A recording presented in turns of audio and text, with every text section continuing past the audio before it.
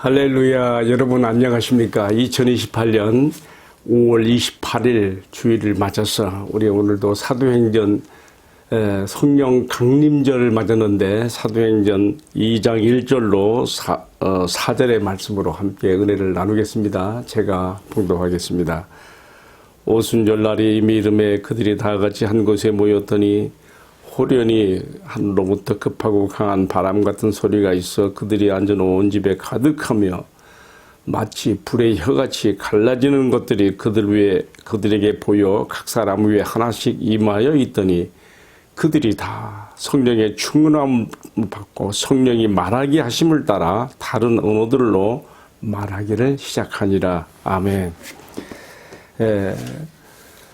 앞서 말씀드린 것처럼 오늘은 기독교 역사에서 우리가 성탄절이나 부활절 만큼 이상으로 축하하고 기뻐해야 될 성령 강림 절기입니다.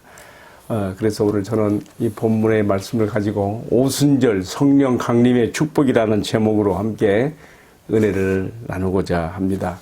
예수님께서 이 땅에 오셔서 우리 모든 죄를 대신하여 십자가에 달려 돌아가시고 3일 만에 부활하신 다음에 40일을 더 이 세상에 계셨습니다.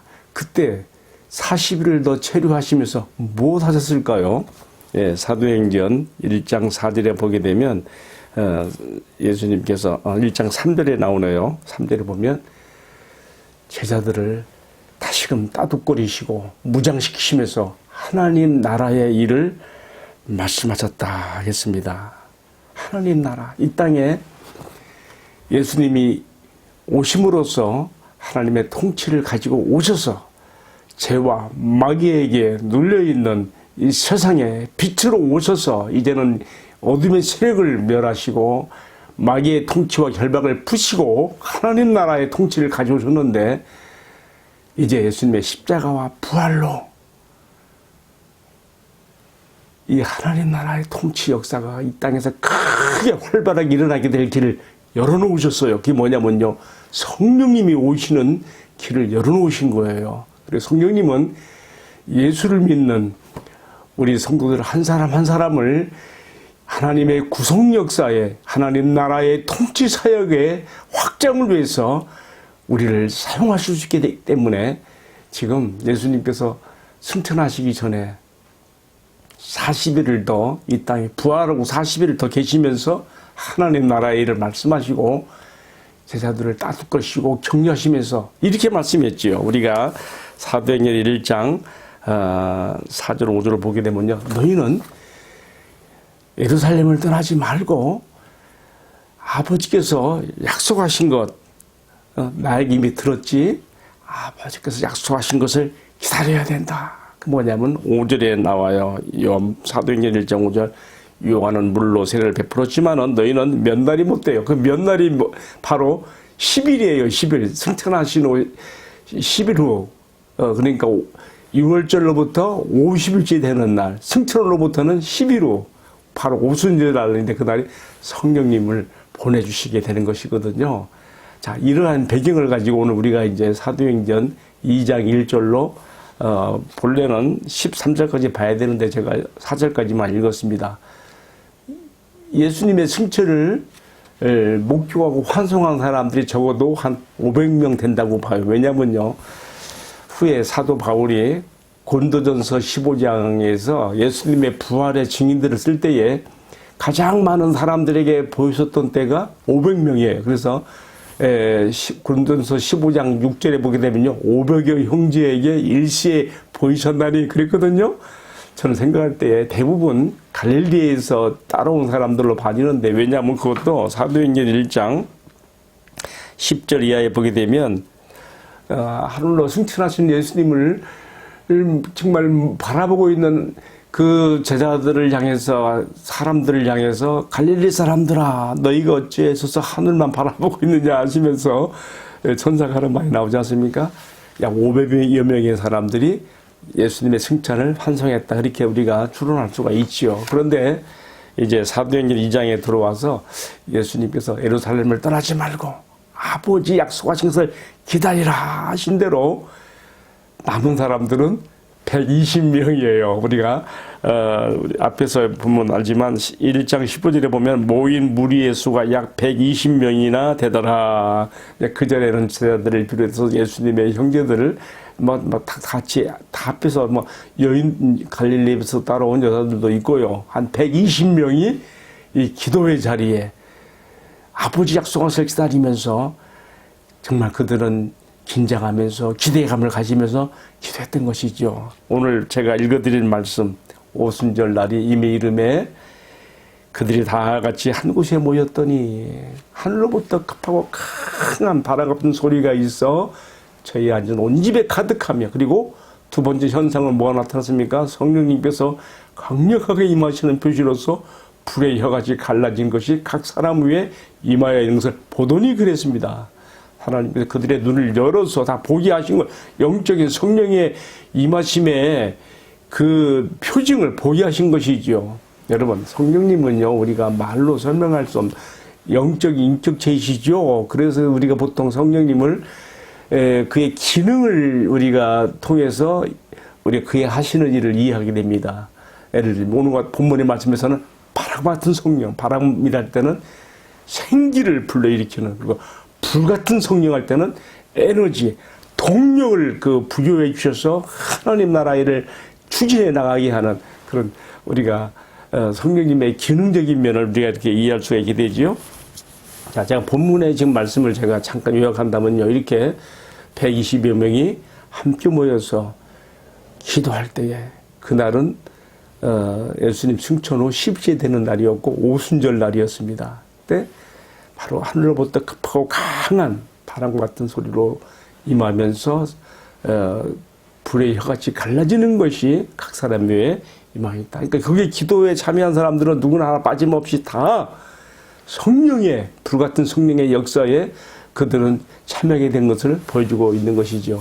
사실 이미 베드로 후에 이제 베드로 사도가 이 모습에 대해서 이제 그리고 그날에 이제 또 중요했던 것은 각 사람들이 다 방언을 말했어요. 여기서 말하는 방언은 각 나라의 언어입니다. 당시 오순절 절기가 되었으니까 세계 각지에 흩어져 살았던 유대인 디아스포라뿐만 아니라 순례객들도 개종자들도 막 참석했겠지요. 뒤에 쭉 내용을 보게 되면 적어도 15개 이상의 나라에서 사람들이 예루살렘에 왔어요. 근데 그들이 각자 자기들 나라의 말로 방언으로 이 120문도가 하는 말을 들었어요. 그 말이 내용이 뭐냐면요. 우리가 보면 뒤에 2장 8절 이하에 보게 되면요. 하나님의 큰 일을 그들이 방언으로 말했다. 여러분 하나님의 큰 일이 뭐겠어요? 하나님께서 온 우주 만물 천지를 창조할 때보다 더 크게 하신 역사가 뭐예요? 우리 인간의 구원을 위해서 자기 아들의 목숨을 내어주시고 십자가에 죽게 하시고 부활하게 하신 그 사건 아니겠습니까? 자, 오늘 이것이 이제 본문의 내용입니다. 성령님이 오순절 날에 마가의 다락방에 기도한 사람들에게 임했다. 그리고 그들이 다 성령이 충만하여 성령이 말하게 하심을 따라서 방언을 말했다. 여기서 말하는 방언은요, 지역 방언이에요. 고린도전서 12장과 14장에 나오는 그 일반 방언이 아니고요, 영적 방언이 아니고 각 나라 사람들이 가지고 있는 지역 방언을 말했던 것이죠. 자, 그래서 예루살렘에 온 사람들이 이 모습 앞에서 소동하여, 심지어는 저들이 세술에 취하였는가라고 할 때 이제 베드로가 나서서 이 일에 대한 설명을 하게 되죠. 오늘 본문은 거기까지 나가지 않고요, 오순절 성령 강림의 현장의 모습만 스케치하듯이 제가 지금 말씀을 전하고 있습니다. 여러분, 오늘 이 말씀에서 우리가 크게 제가 두 가지를 전하고자 합니다. 오순절 성령 강림의 축복, 이 큰 주제를 가지고 말씀을 나누게 되는데요. 왜 이 오순절 성령 강림의 축복이 그렇게 귀하고 우리가 정말 기뻐해야 될 일인가 하는 것입니다. 왜 그럴까요? 저는 성령님께서 우리 인간을 다시 찾아오시게 되는 것이 정말 이 기독교 역사에서뿐만 아니라 세상 일반 역사에서도 가장 정말 놀라운 예수님의 탄생, 부활 이상으로 또한 귀하게 생각합니다. 왜냐하면요, 예수님의 십자가와 부활도 결국은 성령님께서 오시는 길을 열어놓으시기 위해서 이렇게 하신 것이거든요. 성령님께서 드디어 인간에게 오셨습니다. 왜 이 날이 기쁜 날이고 귀한 날인가? 성령님께서요, 창세기 6장 3절에 보게 되면요, 하나님을 예배하고 섬기는 셋 계열의 사람들이요, 노아 시대에 이르러서 가인 계열의 사람들과 혼합되어지면서 섞여 버려졌을 때에 사람들이 육체가 됨이라 하면서 성령께서 하나님께서 나의 영이 그들과 함께하지 아니하리니 떠나셨어요. 그로부터 우리가 보통 구약 성경을 마소라 사본과 또한 그 70인역으로 많이 사용하는데요.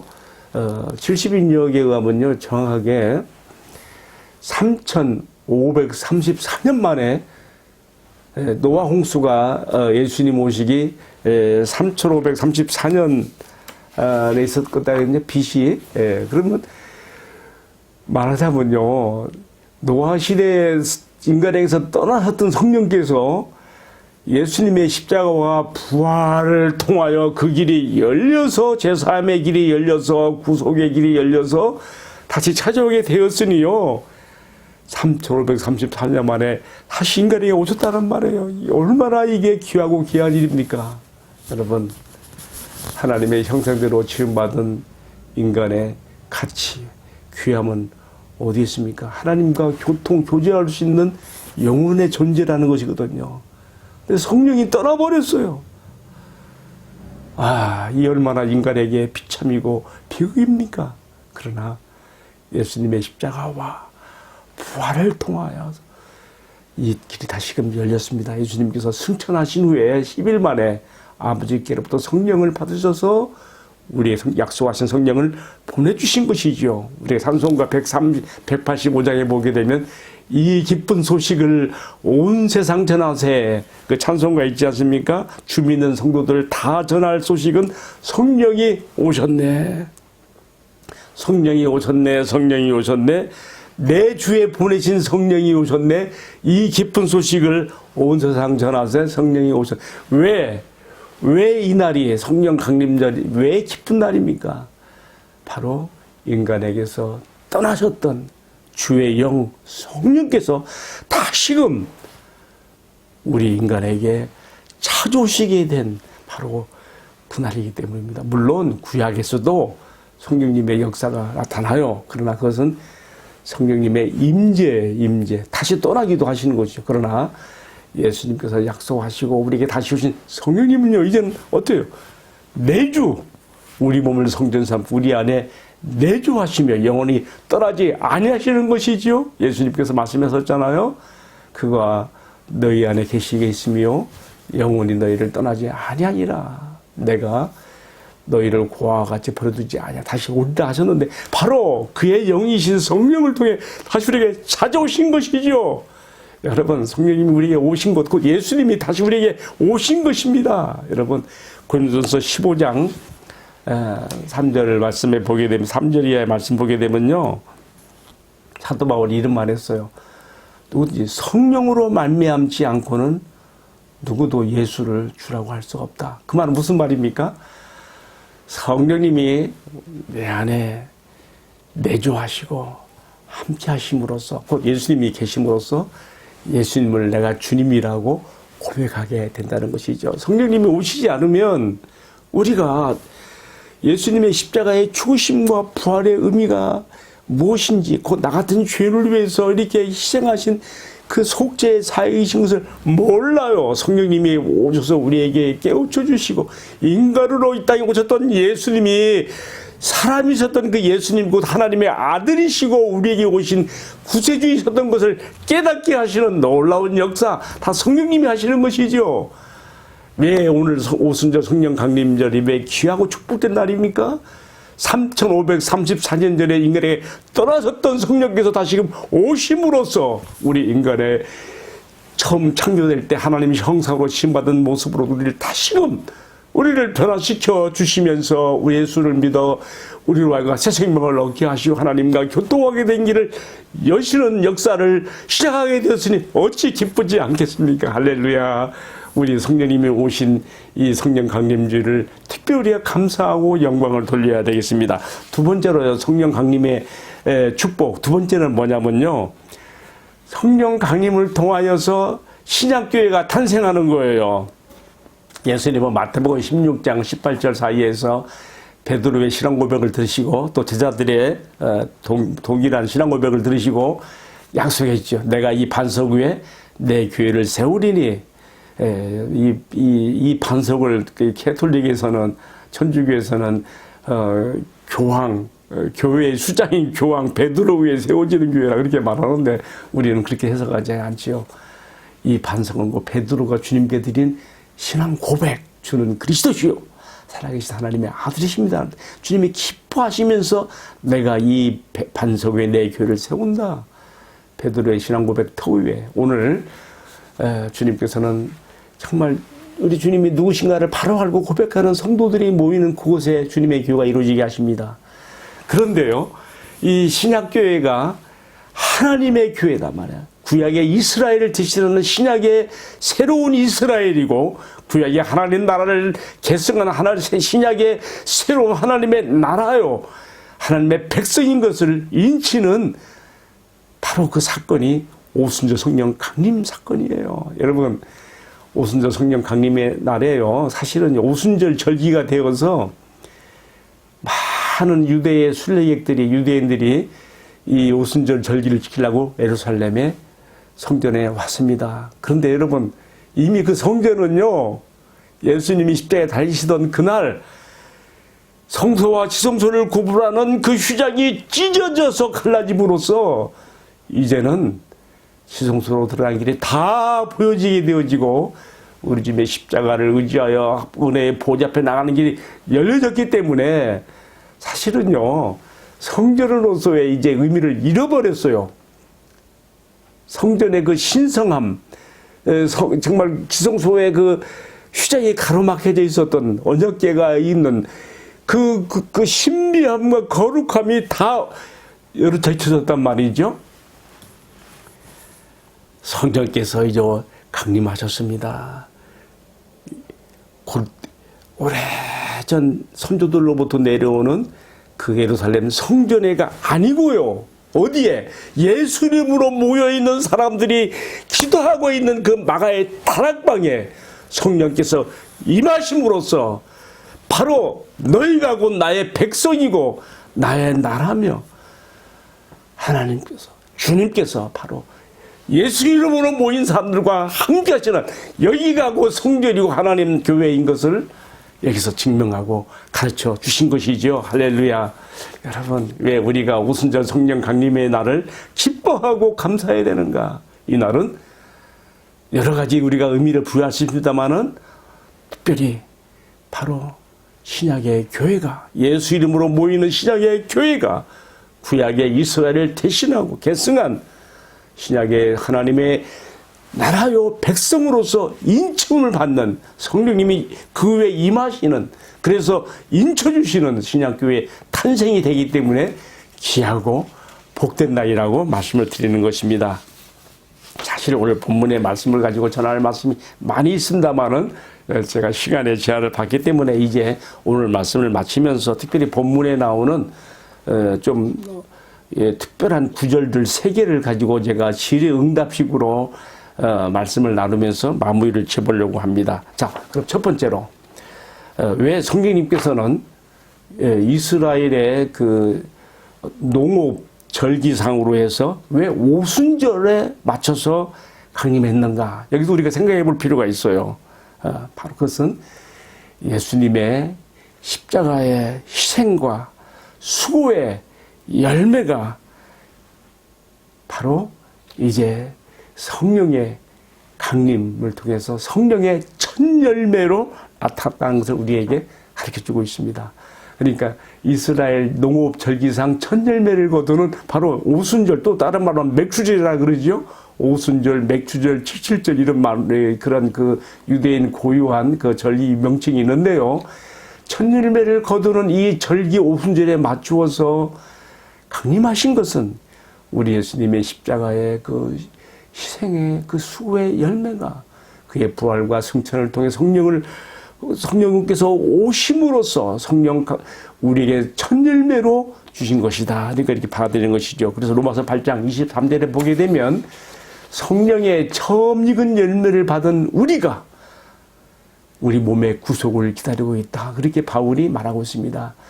성령의 처음 익은 열매를 받은 우리, 성령님이 오셔서 우리 영혼은 이미 구원받아졌어요. 그럼 우리 몸은 아직 구원받아 못했기 때문에 우리 육신으로 인해서 우리가 오늘은 얼마나 많은 고통과 또 우리가 참 육신으로 참 그 하나님 뜻을 이루지 못하는 그 죄성 때문에 얼마나 많은 고통이 있습니까?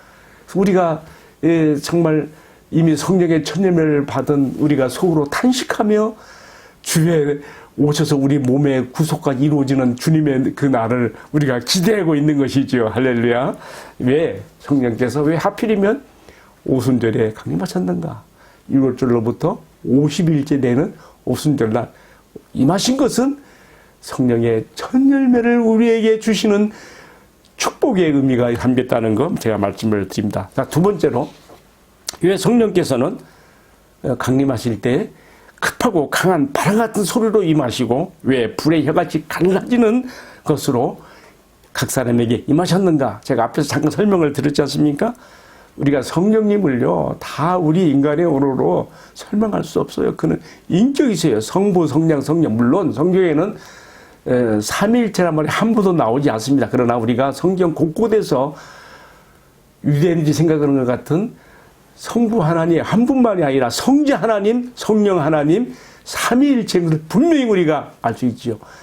성령님 우리가 다 설명될 수가 없어요. 그래서 성령님이 하시는 그러한 그 사역의 기능을 가지고 우리가 또 이렇게 설명하고 이야기 되는데 바람 같은 성령으로 임하시고 또 불같은 성령으로 때로는 온유 겸손하신 평화의 상징은 비둘기 같은 성령으로 또 이슬 같은 성령으로 또 성령을 또 우리 기름으로도 표현하지 않습니까? 기름 같은 성령으로 오늘 마가의 다락방에는 바람 같은 성령, 불 같은 성령으로 임하셔서 이제 이 초기교회 이 적은 120 문도를 통하여서 이 땅에 하나님 나라의 확장을 이루어가는 예수의 복음을 전하여 하나님 나라의 통치를 펼쳐가는 동력을 부여해 주시는 모습으로 이렇게 나타나신 것을 우리가 이해할 수가 있는 것이죠. 자, 여기서 또 두 번째 제가 또 세 번째 또 생각해 보는 질의응답은요. 왜 성령께서 주실 수 있는 은사가 많이 있는데 하필이면 마가의 다락방에만 모든 자들에게 방언을 말하는 것을 통해서 임하셨을까 하는 점입니다. 그래서 그 방언은요, 우리가 쭉 밑으로 사도행전 2장 5절 이하를 보면요, 적어도 15개국 이상의 나라에서 온 사람들이 자기네들 나라 말로 알아들을 수 있는 바로 그 방언이었어요. 왜 다른 은사도 많은데 왜 방언으로 임하였는가 하는 점입니다. 왜 그랬을까요? 그리고 우리가 11절 이하에 보게 되면요, 그들의 방언의 내용이 무엇이냐? 각 나라 사람들이 오순절에 이 예루살렘 성전에 왔다가 자기들 나라의 말로 그 방언의 소리를 다 이해하는 거예요. 저들이 하나님의 큰 일을 말하는도다. 자, 여러분 제가 이제 여기서 왜 방언으로 임하셨는가에 대해서 말해야 되겠습니다. 여기 이 질문에 대한 힌트는요, 우리가 창세기 11장과 연관이 됩니다. 여러분, 세상에 방언이 왜 생겼습니까? 본래는 모든 인류의 구음이 하나였어요. 그러나 우리가 창세기 11장에 보게 되면요, 사람들이 바벨성을 쌓는 것을 통해서 하나님을 대적하고 대항하는 인간의 왕국을 세우는, 인간 본위의 인간 왕국을 세우는 그 하나님께 대한 거역하는 죄를 지게 되어지죠. 그때 하나님은 어떻게 했습니까? 이 사람들을 다 흩어버리기 위해서, 이 일이 이루지 못하기 위해서 하나님이 어떻게 했습니까? 하나님께서 사람들의 말을 다 그냥 틀리게 만들어 버리신 것이에요. 그러니까 예? 이 바벨탑, 바벨성 건축하면서 여기 물 가져오라는데 벽돌 가져오고 벽돌 가져오라는데 물 일이 안 되는 것이죠. 다 자기 말이 맞는 사람들끼리 다 흩어져 버렸어요. 여러분, 이 세상에 방언이라는 것이 오늘날로 보면 영어, 프랑스어, 독일어, 뭐 이탈리아어, 한국어, 중국어, 일본어 나온 것이요. 그냥 나와진 게 아니라 이게 하나의 저주예요, 저주.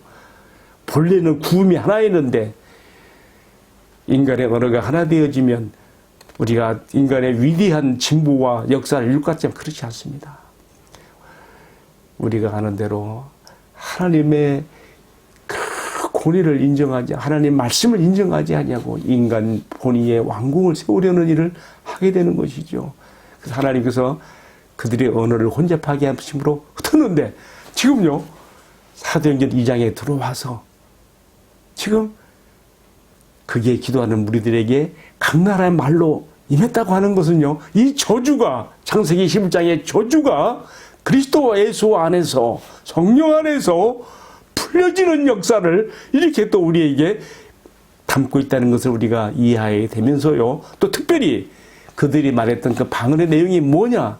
제가 벌써 몇 번 반복해서 말하고 있는데, 하나님의 큰일을 말함을 듣는도다 그랬거든요. 하나님의 큰일이 무엇이겠습니까? 여러분, 뭐겠어요? 하나님께서 이 천지 만물을 창조하실 때는 큰 고민도 필요하지 않았습니다. 단지 빛이 있으라 하심에 빛이 있었고, 천하의 물은 다 한 곳으로 모여라 할 때 바다가 모여졌고요. 하늘이, 궁창이, 그리고 모든 하나하나가 우주 만물 가운데 모든 하나, 그의 전능하신 권능의 말씀으로 다 만들어지지 않습니까?